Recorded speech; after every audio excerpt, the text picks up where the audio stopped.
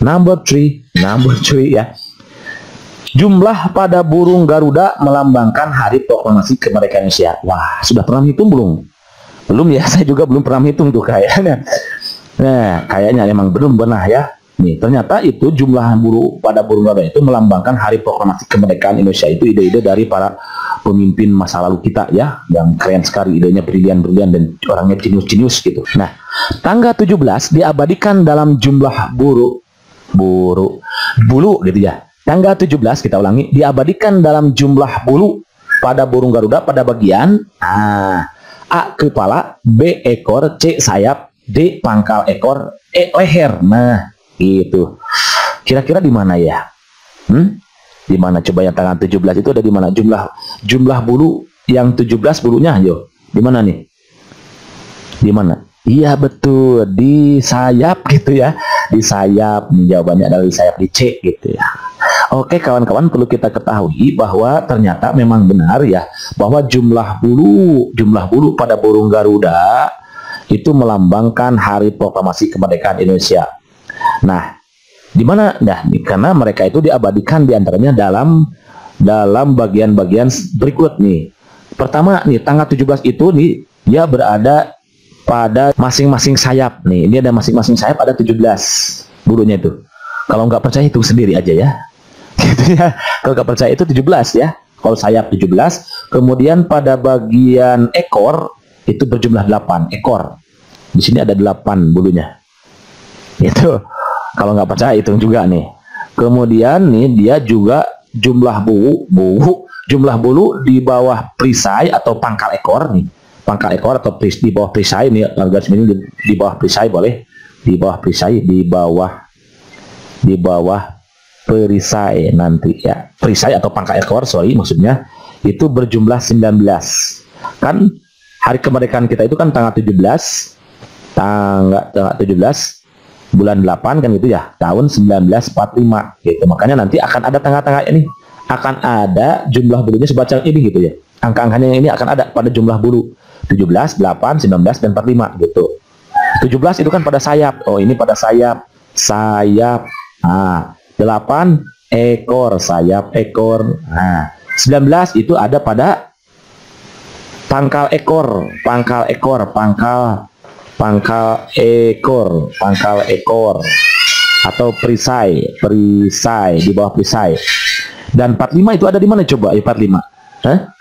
Iya betul, itu ada di leher. Ya, ini 45 jumlahnya. Leher ya. Leher itu 45. Nah, supaya mudah kita untuk mengingatnya, maka saya buat dia menjadi sebuah akronim gitu ya. Jadi kan kita harus ingat nih bahwa jumlah bulu pada burung Garuda itu melambangkan hari proklamasi kemerdekaan ya. Dan hari proklamasi kemerdekaan itu sendiri kita tahu bahwa tanggalnya itu kan tanggal 17 bulan 8 tahun 1945. Nah, supaya mudah mengingatnya kan 17 itu sayap. Kita tulis di sini sa. Kemudian 08 itu kan ekor, ambil huruf depannya E. Kemudian 19 itu adalah pangkal ekor, kita ambil huruf depannya pang. Dan 45 itu adalah leher, misalkan hair. Jadi kita cukup mengingat sebuah kalimat sai pangher. Nah, gitu ya. Sai pangher. Maksudnya gimana? Sa itu berarti sayap. Ini tanggal 17 gitu. Ada itu adalah ekor, tanggal 8 gitu. Pang itu udah pangkal ekor atau perisai. 19 itu di mana nih? Pangkal ekor 19. Leher. Hair itu adalah leher. Itu ada sejumlah 45. Kan mudah diingat tuh kalau begitu ya. Saya pangher. Itu bahasa mana itu ya? Begitu kawan-kawan ya, supaya mudah diingatnya. Jadi kita cukup mengingat saya pangher. Saya pangher itu sa-nya sayap, E-nya ekor, pang-nya pangkal, hair-nya leher. 17/8/1945. Begitu, understand? Any question? Inap, easy, steady, mantap gitu ya, mantap. Lanjut terus, Orang harus melakukan tindakan-tindakan hukum tertentu secara aktif untuk menjadi warga negara disebut bla bla bla. Pertama, nih kita hadapi dulu dia dengan senyuman. Smile post gitu ya. Solution, biar apa? Iya betul, biar ada inspirasi gitu ya. Nih, orang yang harus melakukan tindakan-tindakan hukum tertentu untuk atau secara aktif. Nah, untuk menjadi warga negara disebut apa? A. Stelsel aktif, B. Stelsel pasif, C. Hak opsi, D. Hak repudiasi, dan E. Apatrid. Nah, oke kawan-kawan, berarti untuk menyelesaikan soal ini kita harus tahu terlebih dahulu definisi dari masing-masing kalimat yang ada di option ini. Nah, kawan-kawan, perlu kita ketahui bahwa dalam menentukan kewarganegaraan itu dipergunakan dua stelsel atau tata aturan ya. Jadi untuk menentukan, kita harus tahu dulu ya, untuk kita tulis aja ya biar tahu ya. Untuk menentukan apa? Untuk menentukan kewarganegaraan, kewarganegaraan itu dia pergunakan dua stelsel atau tata aturan. Satu stelsel aktif, yang kedua stelsel pasif, Nah, ya udah kita definisinya langsung ke sini ya. Satu, stelsel aktif. What is the meaning stelsel aktif? Nah, namanya juga aktif. Kalau aktif berarti ya bergerak gitu. Jadi definisinya adalah bahwa orang harus melakukan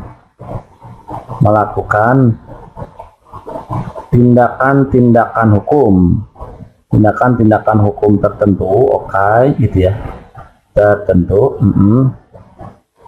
secara aktif tuh, makanya disebut aktif di sini, secara aktif. Jadi harus aktif di sini untuk menjadi warga negara gitu. Jadi untuk menjadi warga negara suatu negara gitu, maka dia harus melakukan tindakan-tindakan hukum tertentu secara aktif. Dia harus aktif, harus gerak.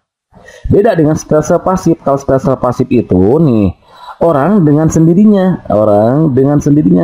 kan pasif namanya juga. Orang dengan sendirinya dianggap menjadi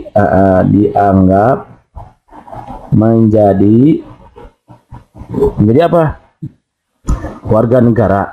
Warga negara tanpa, nah ini tanpa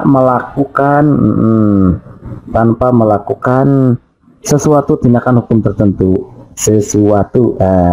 Tindakan hukum tertentu gitu, tindakan hukum tertentu gitu kawan-kawan ya.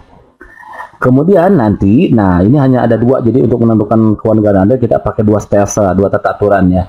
Nah, efek dari sini, efek dari dua stelsel ini nanti berefek kepada, ya efeknya itu kepada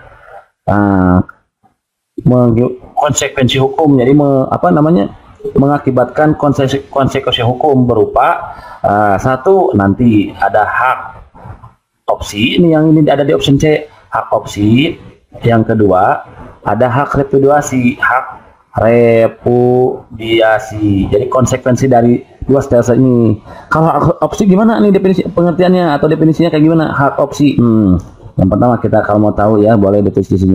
Hak opsi itu adalah hak yang hak untuk memilih gitu. Namanya juga opsi. Berarti kalau opsi berarti memilih gitu.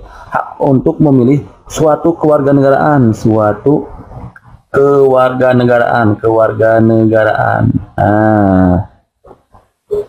ya, dan berpindah ke negaraan tertentu. Dan berpindah kewarganegaraan tertentu,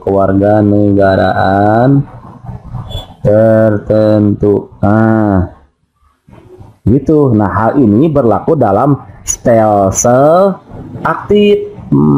Jadi dengan adanya stelsel aktif gitu, kita diberi hak untuk memilih suatu kewarganegaraan dan berpindah kewarganegaraan tertentu. Karena kitanya bergerak aktif gitu ya, untuk menjadi warga negara suatu negara gitu. Sementara hak repudiasi itu adalah hak untuk menolak.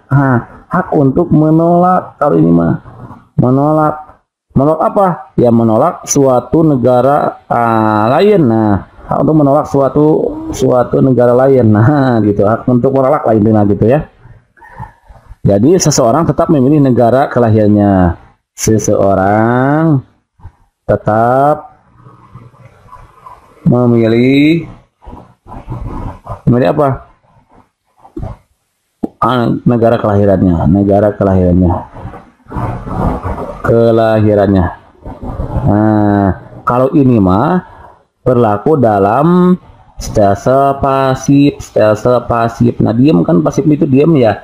Kalau pasif mah dia dengan sendirinya dianggap menjadi warga negara tanpa melakukan suatu tindakan apapun. Makanya ini hak repatriasi, hak untuk menolak suatu negara lain karena seseorang tetap memilih negaranya, negara kelahirannya gitu. Itu mengenai definisi dari hak repatriasi. Oke, barangkali itu saja dulu kawan-kawan yang bisa disampaikan dalam kesempatan ini. Jangan lupa dijawab dulu, soalnya ini jawabannya apa berarti kalau begitu? Iya betul, stelse aktif berarti yang A begitu kawan-kawan ya.